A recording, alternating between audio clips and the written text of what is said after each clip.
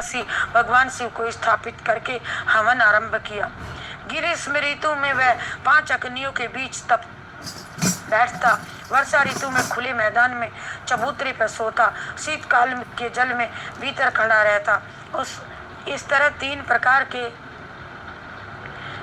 तपस्या उसकी चलती रहती। इसी रीति से रावण ने बहुत तप किया और वह दुरात्माओं के लिए जिनको रिझाना कठिन है, वे परमात्मा महेश्वर उस पर प्रसन्न हुए ही नहीं हुए प्रसन्न। तब महामनस्वी दैत्यराज रावण ने अपना मस्तक काट काट कर शंकर जी का हवन आरंभ किया। रावण पूजन और शंकर जी का पूजन किया। विधि पूर्वक शिव जी की पूजा करके वो अपना एक एक सिर काटता और भगवान को समर्पित कर देता था। इसी तरह उसने क्रम से अपने 9 सिर काट डाले। अब एक ही सिर बाकी रह गया। जब भक्तवत्सल भगवान शंकर संतुष्ट एवं प्रसन्न हो करके वहीं उसके सामने प्रकट हो गए। भगवान शिव ने उसके सभी मस्तकों को पूर्ववत निरोग कर दिया। निरोगी करके उसकी इच्छा के अनुसार अनुपम उत्तम बल प्रदान कर दिया। भगवान शिव का कृपा प्रसाद पाकर के राक्षस रावण ने नतमस्तक हो हाथ जोड़ के कहा, देव देवेश्वर प्रसन्न होइए, मैं आपको लंका ले चलूंगा।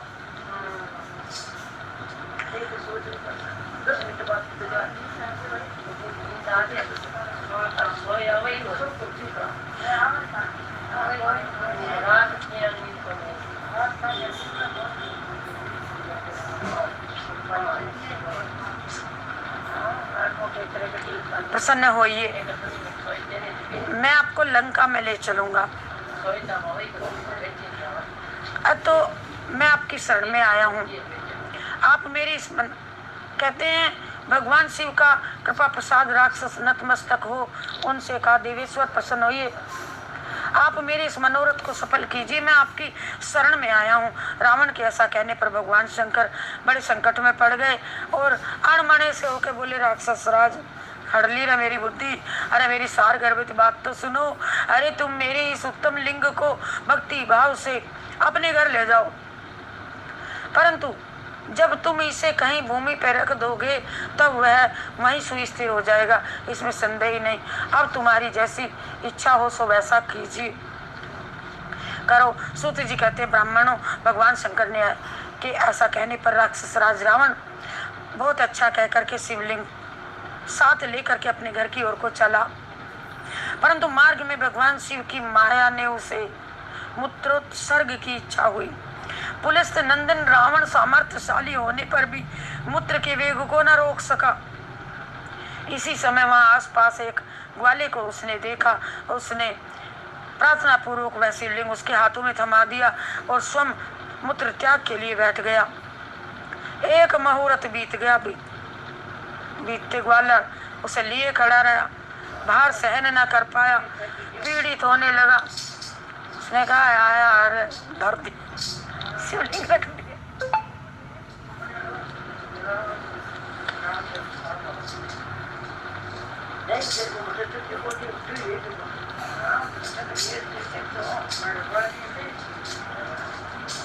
फिर तो वह हीरक में शिवलिंग वहीं स्थित हो गया। वह दर्शन करने मात्र से संपूर्ण अभिष्टों को देने वाला तथा पाप राशि को हर लेने वाला है। मुनि वही शिवलिंग तीनों लोकों में वैद्यनाथेश्वर के नाम से प्रसिद्ध हुआ, जो सत्पुरुषों को भोग और मोक्ष देने वाला है।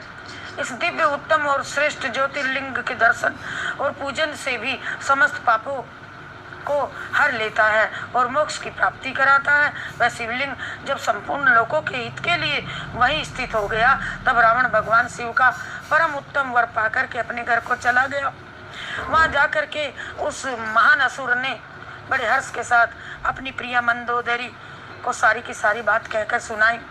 इंद्र आदि संपूर्ण देवताओं और निर्मल मुनियों ने ये सब समाचार सुना। तब वे परस्पर सलाह करके वहां आए और उन सब का मन शिव जी में लग गया उसी दिन। और उन सब देवताओं ने उस समय वहाँ बड़ी प्रसन्नता के साथ शिव का पूजन किया। वहाँ भगवान शंकर का प्रत्यक्ष दर्शन करके देवताओं ने उस शिवलिंग की विधिवत स्थापना की और उसका वैद्यनाथ नाम रख करके उसकी वंदना और स्तवन करके स्वर्गलोक को चले गए। ऋषियों ने पूछा, सूत जी, जब वह शिवलिंग वहीं स्थित हो गया तब रावण अपने घर को चला गया, फिर वहां कौन सी घटना घटित हुई, आप हमें ये भी बताइए। सूत जी ने कहा, ब्राह्मणों, भगवान शिव का परम उत्तम वर पाकर के महान असुर रावण जब अपने घर को चला गया, वहां उसने अपनी प्रिया से सारी बात कही और वो अत्यंत आनंद का अनुभव करने लगा। इधर वह समाचार को सुनकर के देवता तो घबरा गए, पता नहीं शिवद्रोही महादुष्ट रावण भगवान शिव के वरदान से बल पाके क्या करेगा। उन्होंने नारद जी को भेजा। नारद जी ने जाके रावण से कहा, तुम कैलाश पर्वत को उठा के ले आओ, तब पता लगेगा आया पूजा करने वाला शिव जी का दिया हुआ वरदान कहाँ तक सफल होगा, पता चलेगा। रावण को ये बात जच गई, ठीक कहता है। अरे उससे जाकर के कैलाश को उखाड़ लिया उसने, और सारा कैलाश, हाँ दोनों हाथ तोल दिया। रावण कहते हैं, नारद कहता है, ले देख कैलाश हिल उठा। तब गिरजा के कहने से महादेव जी ने रावण को घमंडी समझ के श्राप दे दिया। पार्वती जी ने, महादेव जी बोले, रे दुष्ट भक्त दुर्बुद्धि रावण, तू अपने बल पे इतना घमंड ना कर। तेरी इन भुजाओं का घमंड चूर करने वाला वीर पुरुष शीघ्रातिशीघ्र जगत में अवतीर्ण होगा। सूत जी कहते हैं, इस प्रकार वहां जो घटना घटी उसे नारद जी ने सब सुना था, जो बात हुई थी। रावण भी प्रसन्न चित्त हो जैसे आया था अपने घर को लौट गया। इस प्रकार मैंने वैद्यनाथेश्वर का महात्म बताया आपको। इसे सुनने वाले मनुष्यों के सब पाप नष्ट हो जाते। शिव भगवान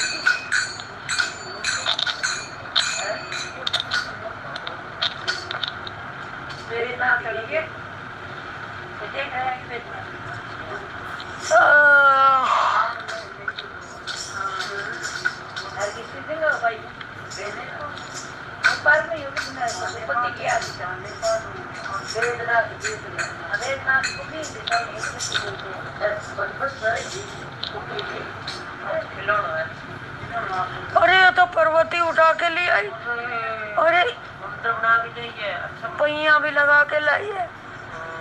वैद्यनाथ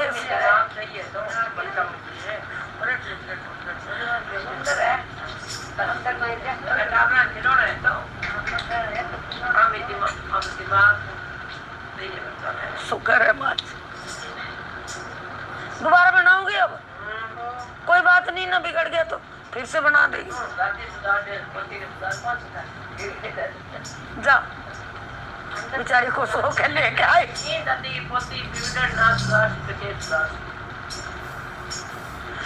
अब नागेश्वर नामक ज्योतिर्लिंग का प्रादुर्भाव और उसकी महिमा। नागेश्वर, सूत जी कहते हैं, ब्राह्मणों, अब मैं तुम्हें परमात्मा शिव के नागेश्वर नामक परम उत्तम ज्योतिर्लिंग के आविर्भाव का प्रसंग सुनाऊंगा।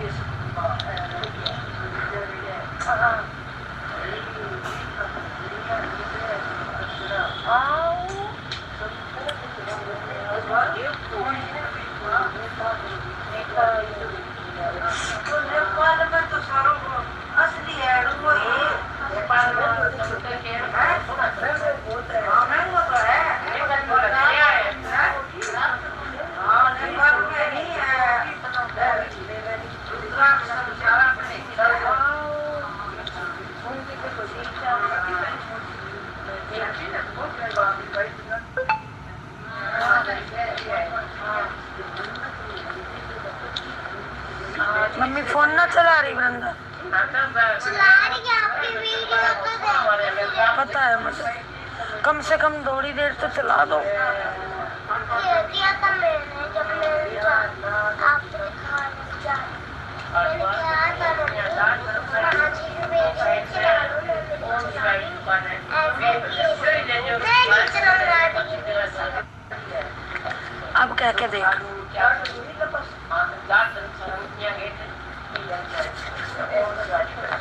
कोई सी जगह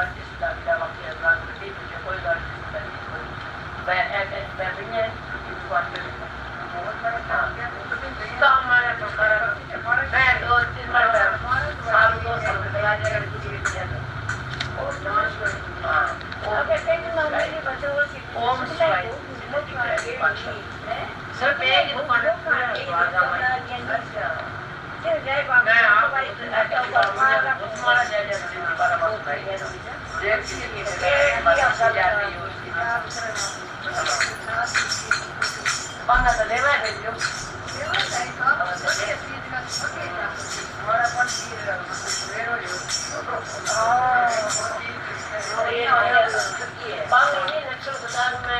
मार्केट में सारी पड़ी है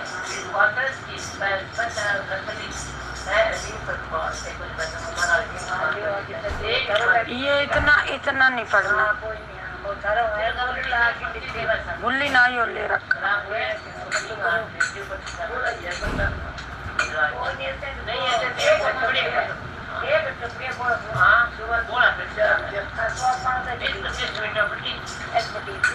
ये पढ़ने नहीं है, इतने ही पढ़ने बस। डाय उत्पन्न हो गई। समय पर उस पुत्र का विवाह हुआ। पुत्र वधू घर में आ गई। अब तो और भी जलने लगी सोतन से।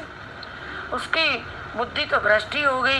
एक दिन उसने क्या किया, रात में सोते हुए पुत्र को छुरे से काट के टुकड़े टुकड़े करके मार डाला और कटे हुए अंगों को उसी तालाब में डाल के आ गई जहाँ दुश्मा विसर्जन करके आती थी, पार्थिव लिंगों का विसर्जन, अंगों का।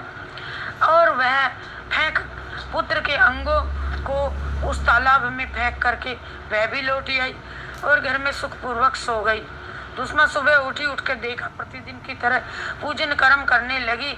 श्रेष्ठ ब्राह्मण सुधर्मा सुनित्य कर्म में लग गए। उसी समय उनकी ज्येष्ठ पुत्री सुदेयावी पत्नी उठी और बड़े आनंद से घर के कामकाज में लगी, क्योंकि उसके हृदय में पहले तो ईर्ष्या की जाग जलती थी। अब आग तो रात बुझ गई। प्रातः काल जब बहू ने उठ के पति की सैया को देखा, वो खून से भीगी दिखाई दी और उस पर शरीर के कुछ टुकड़े भी दृष्टिगोचर हुए। इससे उनको बड़ा दुख हुआ।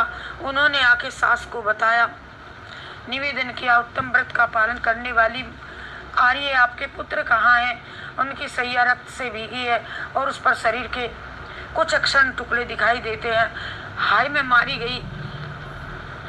कितने ये दुष्ट कर्म किसने किया? ऐसा कह के वो बेटे की प्रिय पत्नी भांति भांति के करुण विलाप करती हुई रोने लगी।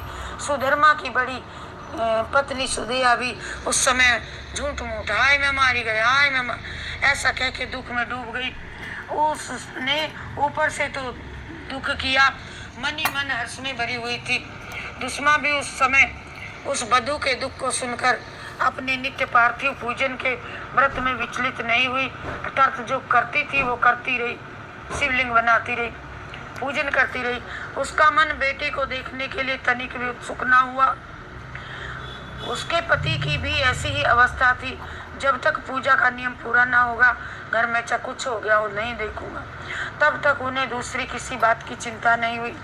दोपहर को पूजन समाप्त होने पर दुश्मा ने अपने पुत्र की भयंकर सैया को देखा, दृष्टिपात किया, तथापि उसने मन में किंचित मात्र भी दुख नहीं माना और सोचने लगी, जिन्होंने बेटा दिया उन्होंने लिया, इसकी रक्षा वही कर रहे होंगे।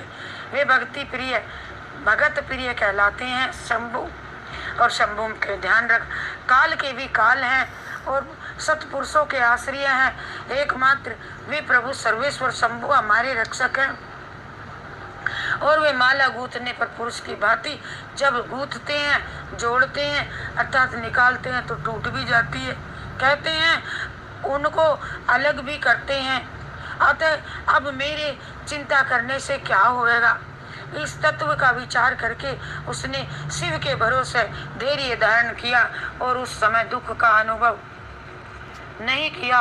वो पूर्ववत पार्थिव पूजन शिवलिंगों को लेकर के स्वस्थ चित्त शिव के नाम जो होते हैं बोलती रही, उच्चारण करती रही। और फिर उन्हें जैसा रोज करती थी विसर्जन करने को चली गई। उन पार्थिव लिंगों को तालाब में डाल करके जो ही उल्टा पैर रखा लौटने लगी तो उसे अपना पुत्र उसी तालाब के किनारे चरण छूता हुआ पैर पकड़ के दिखाई दिया।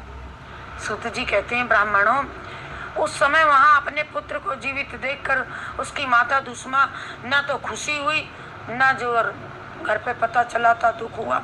वो पूर्ववत स्वस्थ बनी रही। इसी समय उस पर संतुष्ट हुए ज्योतिर्स्वरूप महेश्वर शिव शीघ्र ही उसके सामने प्रकट हो गए। शिव बोले, सुमुखी, मैं तुम्हारे पर प्रसन्न हूँ, तुम कोई वर मांगो। तेरी दुष्टा सोत ने इस बच्चे को मार डाला था, अतः मैं उसे त्रिशूल से मारूंगा। सूत जी कहते हैं, दुष्मा ने शिव को कहा, ना। प्रणाम करके बोली, उस समय ये वर मांगा, नाथ, सुदेवा तो मेरी बहन है, अतः उसको इसकी आपको उनकी रक्षा करनी चाहिए। शिव बोले, उसने तो तेरा बड़ा भारी उपकार किया, तू उस पे उपकार क्यों करती हो?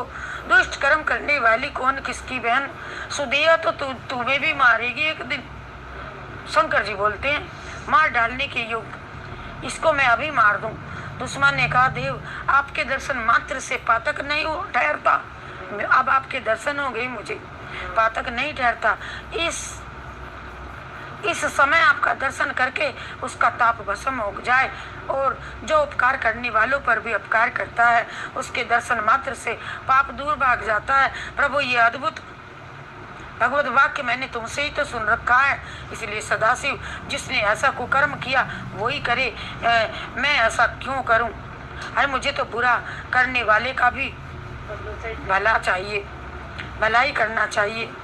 सूत जी कहते हैं, दुष्मा के ऐसा कहने पर दया सिंधु भक्तवत्सल महेश्वर और भी प्रसन्न हो गए। तो मेरी पक्की भक्त है। इस प्रकार बोले, दुश्मे, तुम कोई और वर मांग लो, मैं तुम्हारे लिए हितकर वह अवश्य दूंगा, क्योंकि तुम्हारी इस भक्ति से और विकार शून्य स्वभाव से तो मैं अति प्रसन्न हो गया हूँ। भगवान शिव की बात सुनकर दुष्मा बोली, प्रभु, यदि आप मुझे वर देना ही चाहते हैं तो और देना चाहते हो तो लोगों की रक्षा के लिए सदा सदा यहीं पे निवास करो, यहीं, और मेरे नाम से आपकी ख्याति हो। तब महेश्वर शिव ने अत्यंत प्रसन्न होकर कहा, मैं तुम्हारे ही नाम से दुष्मेश्वर कहलाता हुआ सदा यहीं निवास करूंगा और सबके लिए सुखदायक होऊंगा। मेरा ये शुभ ज्योतिर्लिंग दुष्मेश नाम से प्रसिद्ध होगा और ये सरोवर के शिवलिंगों का आलय होगा, और इसीलिए इसकी तीनों लोकों में शिवालय नाम से प्रसिद्धि होगी, और ये सरोवर सदा दर्शन मात्र से संपूर्ण अभिष्टों का देने वाला हो। और सुब्रते, तुम्हारे वंश में होने वाली 101 पीढ़ी तक ऐसे ही पुत्र उत्पन्न होंगे, इसमें कोई संशय ना हो, और वे सब के सब सुंदरी स्त्री और उत्तम धन और पूर्ण आयु से संपन्न होंगे। चतुर और विद्वान होंगे, वे उदार तथा भोग और मोक्ष रूपी फल पाने के अधिकारी होंगे। 101 पीढ़ियों तक सभी पुत्र गुणों में आगे आगे होंगे, चढ़े बड़े होंगे। तुम्हारे वंश का ऐसा विस्तार बड़ा शोभादायक होगा। ऐसा कह के भगवान शिव वहाँ ज्योतिर्लिंग में के रूप से स्थित हो गए और उनकी दुष्मेश नाम से प्रसिद्धि हुई, और उस सरोवर का नाम शिवालय हो गया। और दुष्मा, सुधर्मा, घुष्मा और सुदेया तीनों ने आकर के तत्काल उस शिवलिंग की 101 दक्षिणाव्रत परिक्रमा की, पूजा करके परस्पर मिलकर के मन का मैल दूर करके वे यहाँ से बड़े सुख का अनुभव करने लगे। पुत्रों को जीवित देख करके सुदेया बड़ी लज्जित हुई पुत्र को देख करके, और पति और गुस्मा से प्रार्थना क्षमा करके अपनी गलती की क्षमा मांगने लगी। अपने पाप के निवारण के लिए प्रायश्चित किया। मुनीश्वरों, इस प्रकार वह गुस्मेश लिंग प्रकट हुआ। इसका दर्शन और पूजन करने से सदा सुख की वृद्धि होती है। ब्राह्मणों, मैंने इस प्रकार तुमको ये 12 ज्योतिर्लिंगों की पूर्ण कथा महिमा बताई। ये सभी लिंग संपूर्ण कामनाओं के पूरक तथा भोग और मोक्ष के देने वाले हैं। जो इन ज्योतिर्लिंगों की कथा को पढ़ता सुनता है वह सब पापों से मुक्त हो जाता है तथा भोग और मोक्ष को देने वाला है। बोलो जय श्री राम। हर हर महादेव शंभो काशी विश्वनाथ गंगे। हर हर महादेव शंभो काशी विश्वनाथ गंगे।